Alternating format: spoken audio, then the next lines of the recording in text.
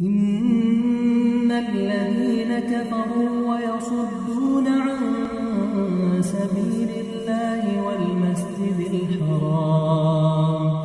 والمسجد الحرام الذي جعلناه للناس سواء العاكف فيه والباد ومن يرد فيه بإلحاد بظلم نذقه من عذاب أليم.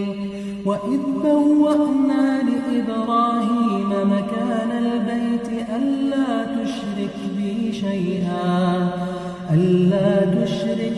شيئا وطهر بيتي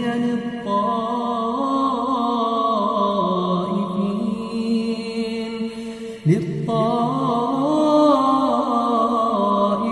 والقائمين